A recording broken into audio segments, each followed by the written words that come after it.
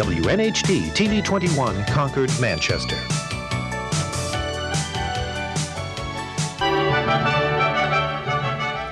Good evening. Welcome to Life, Living It and Loving It.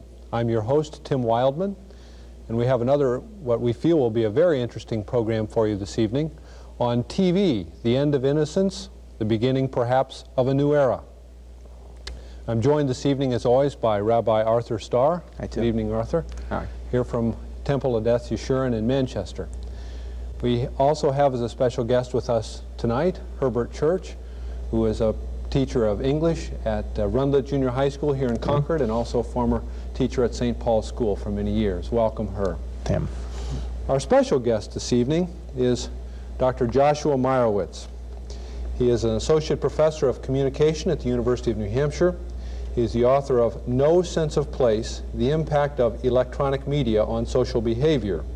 This book, published by Oxford University Press, has been named Book of the Year by the National Association of Broadcasters and the Broadcast Education Association. In addition, we should note that Dr. Meyrowitz's articles have appeared in Newsweek, Psychology Today, the Boston Globe, Daedalus, and more to come, we hope. We feel very glad about having you with us this evening and talking about what I feel will be some pretty provocative topics. Well, thank you very much for having me.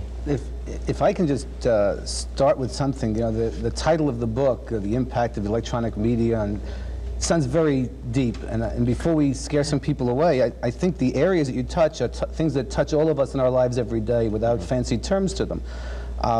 In the articles I read, the chapter of the book that I was given to read also, and having talked to you for a few moments before, there were I consider four major areas that you really bring to our attention. The first is what television has done, or the electronic media has done to our losing of respect, lessening of honor, positions of honor to leaders, political and otherwise, in our country because of the familiarization. We become so familiar with them, we see their foibles as well as their strengths. Mm-hmm. A second is the changing roles affected by television and, again, the electronic media of men and women in society. A third, which I found fascinating, is the concept, which really, I guess, lends its name to the name that you gave the book, the loss of a sense of neighborhood. I think you make the statement, we've gained the world but lost our sense of place. We no longer live on our street and our block, but we live in the whole world because of what television has done. And the fourth one, which I think I'd like to start with first, is where you speak about children and the stages of development of children. The normal growth patterns going from one stage to another was pretty much controlled by what they were able to read. Mm-hmm. You know, a 3-year-old or a 5-year-old or a 7-year-old couldn't read a 10th grade textbook or a 10th grade or an adult novel. Right. But with the electronic media, what television has done has broken down that stage of development because we see everything on television. It's not, they can't not watch a program because it's not for them. Right. You make the statement that Dallas is as popular amongst kids as it is amongst adults. That's right. And you referred to something you call backstage, on stage. Would you start with that and tell us what that means and how this affects the development of children? Okay, sure. Well, we used to think of childhood as a time of innocence and isolation, and we used to keep many secrets from children. Things such as birth, death, sex, drugs, abortion, suicide, and even the fact that adults do not always know what to do with children. And adults used to present children with an on-stage view of adulthood. That is, we would pretend for our children that we always know best, that we're calm, cool, and collected, and then we'd go backstage, behind the scenes, and we'd say, my God, what do I do with the kids? What do I do about this? Should I tell them about this? Do they know about that? I don't feel I really know what to do in this situation. But the kids never saw that. The kids never saw that. We used to present to them in books the onstage view of adulthood. Our presidents never telling lies, mom and dad always knowing what to do, and children always needing the guidance of adults. So that television has now revealed to our children all of those secrets that we spent several centuries keeping from them, and it also reveals to them the backstage area of adulthood, or the existence of a backstage. And we see this even in the earliest shows that we're so fond of saying those were great, wonderful, innocent shows that didn't have any effect on our children. Shows such as Father Knows Best. One of the greats. Yeah. Now you can still see it on the Christian... Now you're touching motherhood and flag, apple pie. Well, the interesting thing is the Christian Broadcasting Network shows Father Knows Best because I think they think that it somehow preserves the old structure of the family that has somehow disappeared because of the other television shows that are on. But actually, when I watched Father Knows Best as a child, I did not learn to imitate the innocent children on Father Knows Best. Instead, I learned something that was very damaging to my own parents' abilities to play roles with me. And that was, I saw that parents play roles for children, that they behave one way when they're in front of their children, where they pretend to be calm, cool, and collected and always know best. And then when they're by themselves, when children are not there, they reveal their doubts and their fears and their anxieties. Jim wonders if he's a good father. He has moments of depression and doubt and wonders whether what he's doing with the children is correct. And so that taught me and my generation to be somewhat suspicious of adults. What you're saying, in a sense, then, is that the children on that show, and those old shows, on screen, Yes. behave in the innocent way in which we've always thought of children as behaving. Yes. But that the children watching the show were able to see Daddy and Mommy backstage preparing for the next act, so to speak. Exactly. And when you see somebody's backstage area for a role that they're preparing for you, it becomes a lot harder to believe that onstage role. I think we make the mistake when we study and look at television of thinking that its major impact is imitation or persuasion, that if you show innocent children on TV, that kids will be innocent from watching innocent children. Or if you show women sexist role models on television, that women will then imitate that sexist behavior. But I think what we miss is that television, because it's shared by people of all ages, by people of both sexes, by different statuses and levels of authority, that everybody watching television sees everything that everybody else sees and watches on television. So children learn about all those things that adults are doing, that adults cry, that adults kill each other, that adults make mistakes. Women see all those activities that men told them they shouldn't know anything about, they shouldn't think about, they shouldn't want to participate in. You know, I'm sitting here and the thought just dawned on me. I used to do magic as a kid, and I would fascinate people with a very simple illusion. Right. But once you knew how to do the trick, there was no more an illusion. Exactly. And that's really what you're saying. Once you were taken backstage to see what went on, you really destroyed that sense of innocence, the awe and wonder of magic, or the awe and wonder of childhood even. Yes, it's true of all these roles that we've been talking about, that once children learn about the strategies that adults use to control children, then that whole system disappears. You can still try to play the trick, but they you know can try to create the illusion, but everybody realizes it's an illusion. And just as you would feel as a magician exposed if you knew your audience knew your trick, Sure. so parents today feel somewhat exposed by television, where we know that our kids know that we don't know everything. That makes sense. So as we know the kids are no longer innocent, and so it has become much more difficult for us to try to pretend that we know everything. As a sociologist, you really didn't write the book to make judgments. You wrote it to, assess what you saw and to put that in print. Yeah. Let me ask you now, maybe I can put you on the spot. Would you make a judgment? Is that necessarily bad? What you've done in terms of destroying the innocence of childhood. Yeah. I mean, is it bad in the sense they're growing up too fast? Is it bad in the sense they know the secrets of the adult? words sound bad. The connotation of the words is bad. Or is it something that's going to be, in the long range, helpful in the growth and maturing process? Well, the television is such a revolutionary force in our society that when we judge whether it's good or bad, I think we have to look at other major transformations in society. I think it's in some way comparable to the Industrial Revolution, which brought about an increased standard of living for some people, but also created poverty and a breakup of old communities. And that many of the things that television is doing seem bad to us because they're disruptive. They're disruptive of old patterns of adult authority.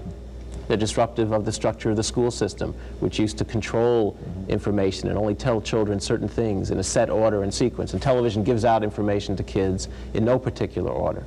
But at the same time, television has brought about many things that we might think of as being good. I think it's broken down some of the old differences between the male sphere of culture and the female sphere of culture. Women are now aware of all those activities that used to be exclusively male, and are demanding to participate in that environment.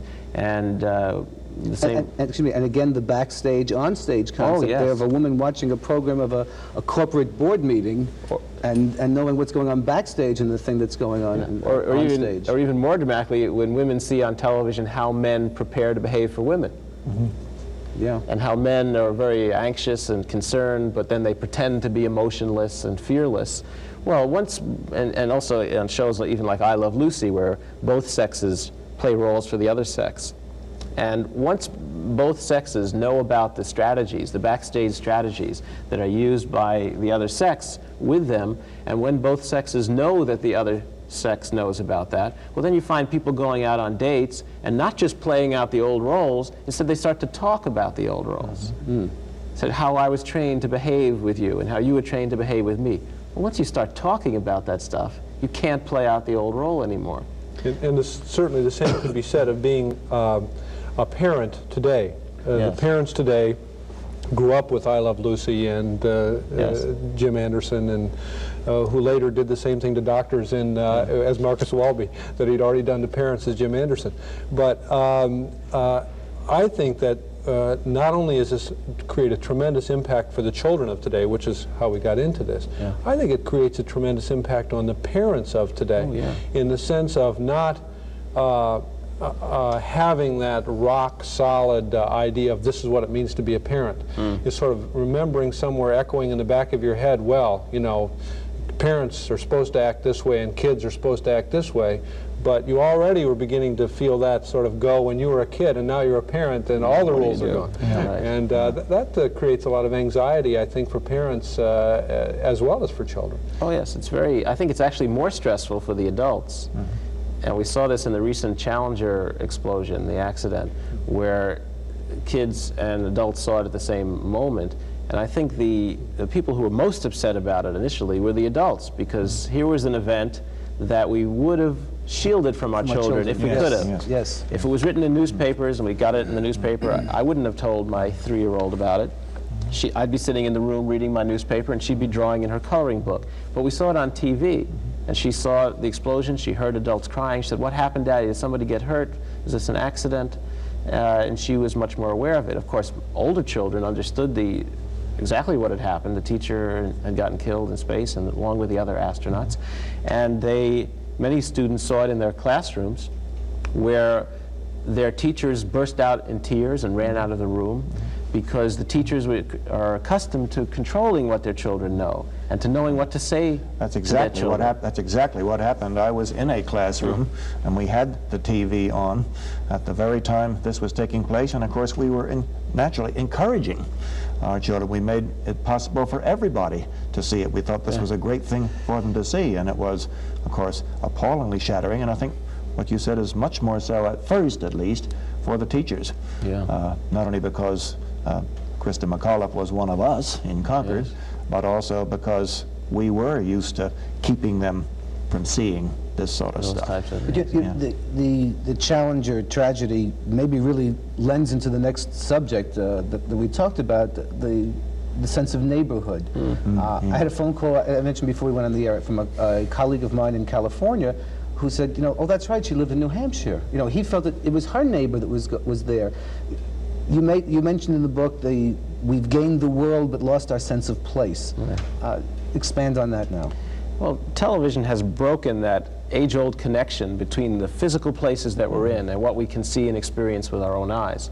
It used to be that where you were determined your set of experience, your set of identity, your sense of who you were in the larger society.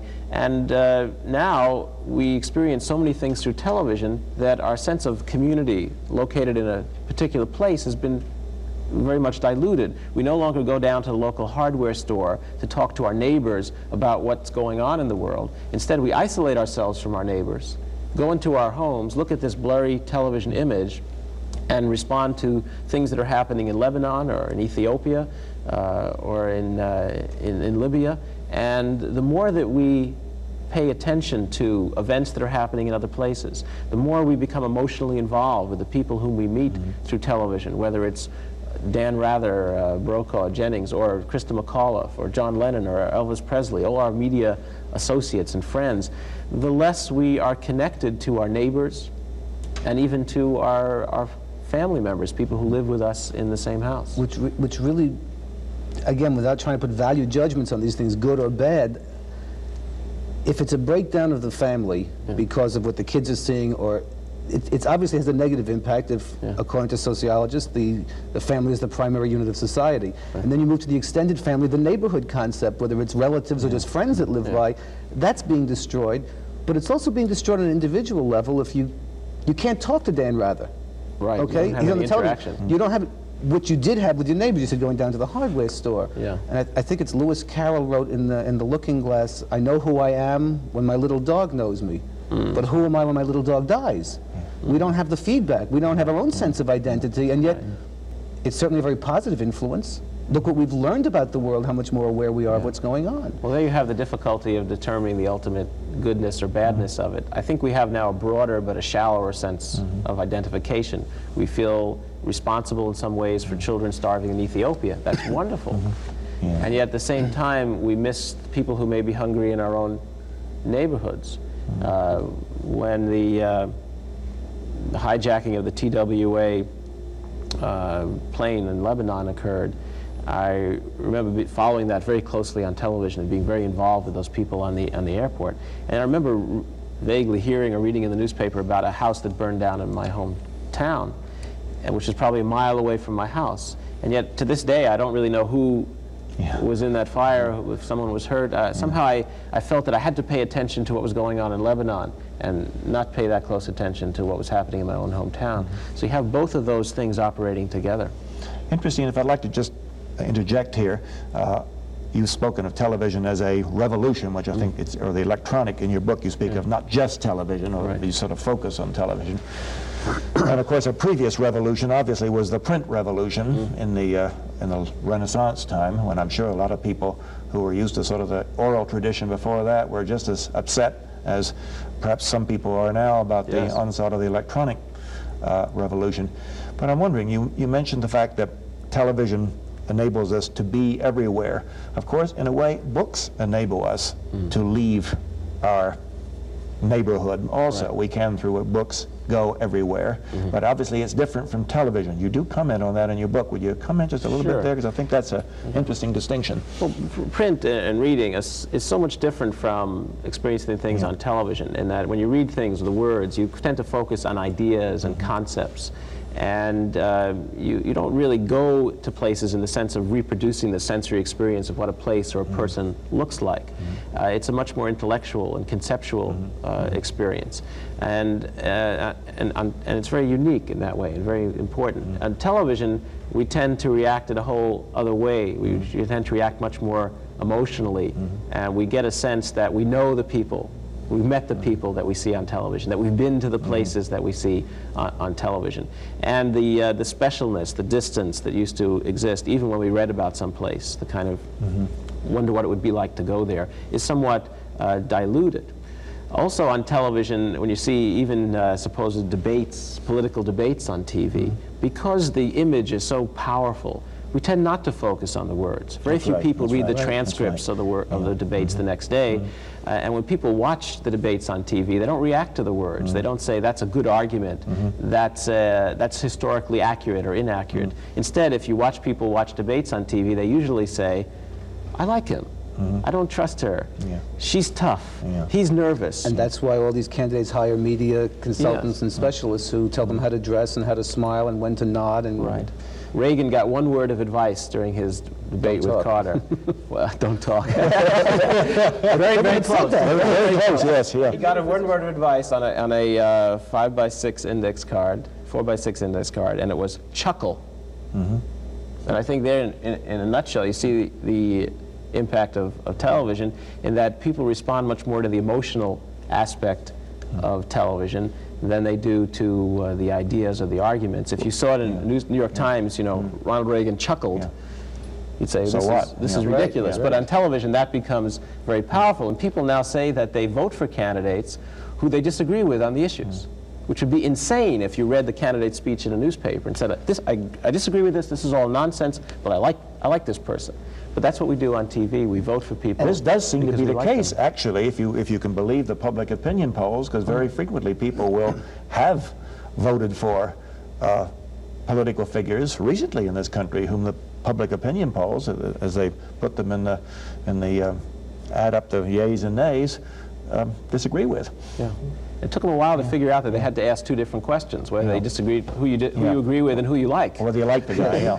So we react it's odd, but we And with react political personally. candidates, you also have the backstage, on stage also. Yeah. We see them very clearly now, not just their good points, not just the image they want to project. Yeah, just as the children have lost the sense of mystery in terms of adults, we now have lost that same sense of mystery in terms of candidates. We're very aware, as you just said, about their makeup people, about the media advisors. We're very much aware of the staging of politics. When Ike hired an actor, Robert Montgomery, to help him behave on television, people were outraged. Why would this real hero need an actor to teach him how to behave on TV? But I think we've now become so accustomed to the notion that you don't simply, you're not simply the president, but that you have to act the role of the president, that we've now determined that we need to have an actor as president who hires political advisors to help him be a good politician. So you have this tremendous reversal. Would you say that to some extent Hollywood, the movies, have had a similar kind of impact? Not as much, because not every kid goes to the movies at every age, and parents do control what movies their kids will go to see, far more than they control what television programs they'll go to see. Some of this started with earlier media, including the movies and radio. But neither movies nor radio has all the features of television. With movies, you had to go to a special place. You had to leave the house. You had to get your parents' permission to go there. You had to have money to get in. And you also were under the control of the adults at the movie theater. And also on movie screens, the images are far away and they're larger than life. It tends to make things seem very distant. Radio you had in your house, and it was intimate, but it only spoke words. If you described for a child, if the child heard the sounds of war or lovemaking on radio, what image would they put to it, not having experienced it? You have to have an experience to put the image to it. Right. So radio doesn't really lift the veils of secrecy between children and adults and other parts of the population the way that television does. Television combines the visual images of the movies with the at-homeness of radio, and also brings everything down to that small, almost smaller than life view, so that your president, your leaders, your all parents, all authorities, rabbis and ministers and teachers and professors are seen on television as being life-size or smaller than life. And we react no longer to those wonderful titles, doctor, lawyer, president, professor. We react to the glasses that the person is wearing and the way they hold their head and their facial expressions. As you were talking about movies just now, and parents controlling what movies the kids will actually go to see, you had something in your book where you said even if you, before the program, have a disclaimer on it and say this program is rated R and children shouldn't watch it, children are watching the disclaimer that they shouldn't be watching it. Right. Well, if we said right now that, if we turned to the parents, we said, parents, we're going to discuss some things that your children should not know about. So please don't let them hear this. Well, the children are hearing us say, it's that. So they all try and find the second TV set in the house. They run upstairs and try to find the set where they can hear these things. And even if parents try to stop the kids from watching that, naked power is the weakest form of power. When you have to actively censor somebody, that's the weakest form of control. Even if they don't see it, they know that there is something they shouldn't see. Right, that's what I was going to say next, is that even if you use that naked power, they learn perhaps the biggest secret of all. Is that there are secrets? That adults try to keep secrets from kids, what I call the secret of secrecy. That adults feel it necessary to manipulate and conspire and control what children know. And that is very damaging in and of itself to the old power relationships between children and adults. One of the things that you say in your book in several places is that one of the interesting parts about all this is that we don't know, where this is headed and what, for instance, effect it will have on the socialization process of children and so forth. I was reading something sort of interesting the other day that a couple of writers have done a study of sort of a profile of the personality of the 80s versus the personality of the 60s. And one writer through this time, a fellow named Lash, has characterized the people of the 70s and 80s as narcissistic, the sort of me generation and so forth.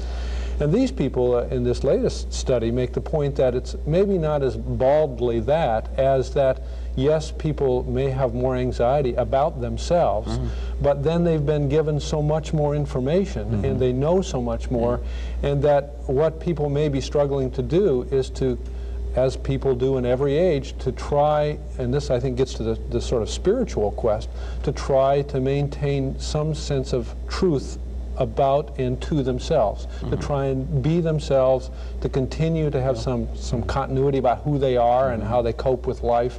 With all this new stuff coming in, and that inevitably makes people maybe look more self-centered and more anxiety-ridden, but it's not just because people are selfish. It may be because of things like what we're talking about today. I think it's very much related to this. I think that it used to be very simple to know your place in the world. Your age, your sex, your status would determine what you could know, what you could experience, and you had a sense of your own limits, a sense of boundaries. Now we experience this kind of boundary disease where the boundaries don't seem to be there anymore. The barriers are gone. And we experience so many events around the world, so many things that seem to demand our involvement, our emotions, our concern, our help, that it's impossible. We become emotionally exhausted if we try to deal with all those things. I think, therefore, people are pulling back in and saying, well, let me deal with things that are somehow of concern with me. But at the same time, you see an amazing concern for some of the large global issues of the day, poverty and nuclear, the dangers of nuclear News in disaster. general, of course, is the exception. And just thinking for the moment of television news, leaving everything else, all other programming out of it. Of course, in television, it brings this extraordinary from all over the world news, and news by definition is exceptional. It's violent. It frequently tends to be horrible, because that's, of course, what makes it different from the normal. And in the old days, when it just came in the newspaper, you could filter that out to some extent, I guess you're saying. Whereas Also, now it wasn't until the invention of the telegraph that you had the idea of national news. That's right. That's right. And that you could learn about things that were happening all over the place, and then international news. So you were isolated. The events that seemed to most affect your lives were those that were happening Your neighborhood. in your neighborhood, your community, or your city. As is often the case, always the case in the program, we come to the end of our time when we're just getting warmed up. So many things have come up tonight that it's hard to summarize, but certainly, rather than summarize, maybe one thing that I have gathered from this and from reading some of your material is that for parents it would be a good idea not just to watch the shows occasionally that their children watch, but to sit down and watch the shows with the children and talk to them about them, to become involved in this process of socialization, as you call it, because it's not going to go away, and it's going to continue to be something that's very powerful in our culture, and either you're going to be part of it, or if you pretend that you can limit it and not be part of it, you're going to be sorry in the end, it sounds like. And the other thing I think that has come out of it, to me, is a sort of a reaffirmation that we are all involved in the ongoing spiritual quest of living, and that's even true for television. Well, we are, after all, on television. That's right. And about to go off. Thank you very much for joining us tonight, and we look forward to seeing you next month with us again here on Life, Living It, and Loving It. Good night.